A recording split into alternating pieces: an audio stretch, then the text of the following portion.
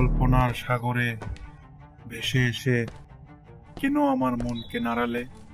জানতে চাইছি না তোমার কাছে কি হবে আর প্রশ্ন করে। কিছু ইচ্ছে আছে মনের আড়ালে, পূরণ করতে চাই সবার অগোচরে। তুমি কি আমায় বলতে চাও কিছু?